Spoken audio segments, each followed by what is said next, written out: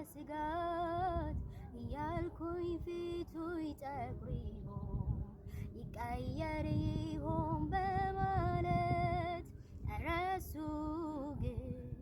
እንደዛው ነው እንደ ድሮ እንደ ጥንቱ አባቶቼ እንደው